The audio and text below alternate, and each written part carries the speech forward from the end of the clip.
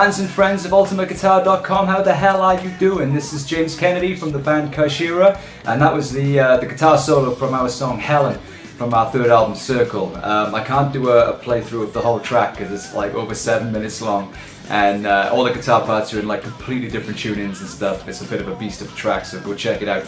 But instead I just thought I'd show you some of the cool toys that I get to play with and walk you through my rig instead. So let's go check it out!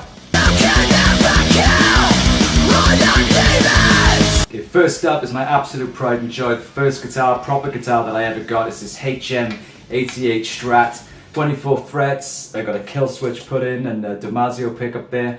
Absolute gorgeous tone. Sentimental value on this now is I'm getting heartbroken because I've cracked the body of it by throwing it at drummers and all sorts of things, and this is paid its dues and it's now retired. But this is my #1 favorite thing in the world. It's going to go with me to my grave. So my main live guitar now has been, the Strat's been superseded by this US Telecaster, which again sounds incredible. Self-lubricating saddles there because I break a lot of strings. Funky mirrored scratch plate, which is great for lights and things on stage. I got a hip shot drop D gizmo built into my top string there, so if I want to go down drop D, which I do a lot, I just slam that and I'm ready to go, no faffing around. And then we have this little beauty. This is the one that now gets beaten the shit out of live. As you can see, I've already had to replace, that was like the third day of the tour, I had to get that replaced because I smashed it clean off. I use this one as well for all the drop B stuff, super chunky. So I use like gauge 13 strings on this bad boy. And I use that tuning on a lot of songs like Mannequins and Napoleon, Shelf Life, Helen, Full Circle, and tons of others as well. So this gets used for those songs and then gets smashed the shit out of. So thank you, Epiphone.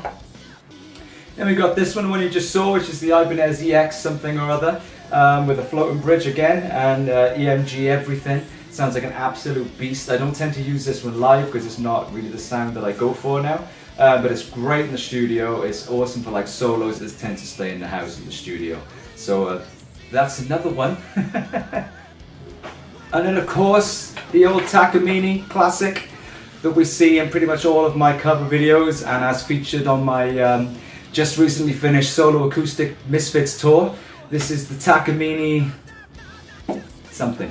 And this thing has been like around the world and back, and it takes one hell of a beating and keeps coming back for more. So this is my little acoustic companion. My pedal board, this is my live pedal board. Now some of you might be horrified, I know you guitar players are a finicky purist bunch. I'm not a purist, I'm not that bothered about whether something's got valves or whatever in it. It's live, the sound is probably going to suck anyway. I just want something practical that isn't going to mess me around or break every 2 minutes. I'm not that bothered really about sonic purity when I'm touring. I just want something practical that isn't going to break and just does a lot for me without me having to think about it too much so I can focus on the show. So first contender on that front is this Digitech RP500. Now this thing does a lot of the stuff for me that I would use separate pedals for in the studio. So I've got like a whammy and a wah, and I got like a loop noise thing which I built a big like pile of noise and chaos with that whilst I'm changing guitars.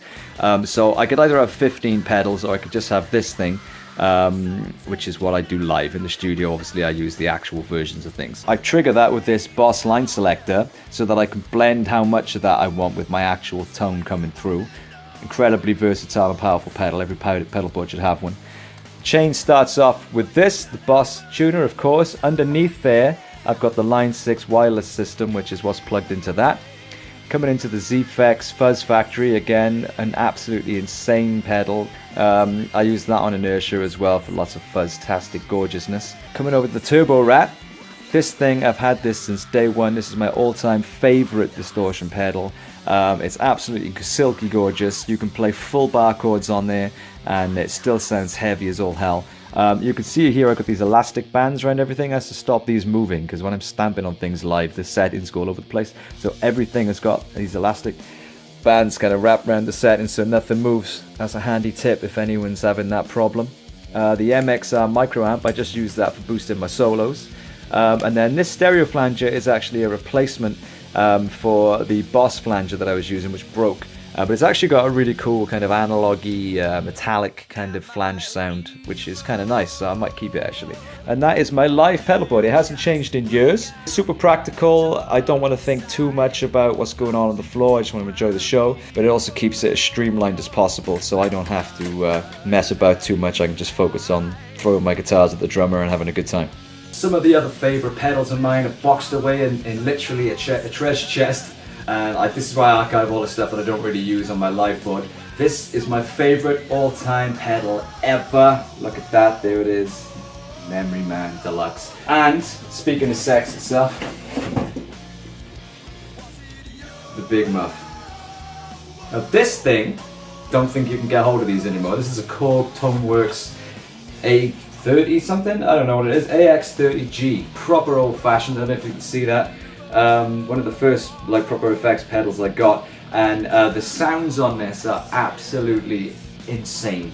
The distortion sounds and everything, all the traditional sounds suck, of course, they're horrendous, but if you listen to the Made in China album, all of the atmospheric guitar sounds on there and the crazy, weird electronic sounding sounds sound like I did them with a pile of plugins on the computer. I did them all with the guitar and this pedal. If you learn how to use this thing properly and really push it to the max, which you can do with this, you can get some really far out, spacey, crazy sounds. So that's why I bought a second one and stuck it in the box for safekeeping, because this is a cool pedal. No guitar player's arsenal would be complete without one of these essential items. The Boss noise suppressor. Some other things I use, especially for my acoustic gigs that I do when I'm playing by myself, so I use this bad boy, which it's called a puck and stomper. It's actually a hockey puck. These are handmade in Australia, and you basically just tap your foot on it and stamp on it, and it makes like a bass drum kind of a sound. So I use this when I'm playing solo gigs by myself with the acoustic, and man, this thing shakes the room. It's awesome. The other thing I use on my solo gigs is this Digitech Jam Master for playing like some kind of percussion loops and things like that, and doing a little bit of looping. And lastly, meet Frank. Frank sits next to our drummer for every gig, and he basically fires off all of those weird sound effects and intros and all those things you'll hear on a Kyshera show that seem to come from nowhere. If they're not coming from my feet or Matt's, they're coming from Frank.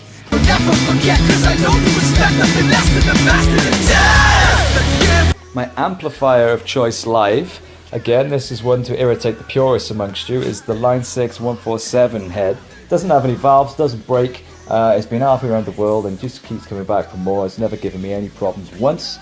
So I mean, in the studio, you know, I use my clean sound as a Fender Deluxe, and I use Mesa Boogies and Diesels and anything I can get my hands on. Black Star was a popular one on the last album.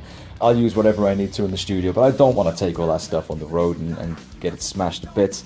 So this Line 6 covers everything that I need. And funny enough, when we were touring Europe with Snot, their valve amps went down, and they ended up sharing this with me for the rest of the tour. And when they played the O2 Arena with Korn, they actually used this exact amp, my baby, on stage with them in the arena, and they wanted to take it home with them.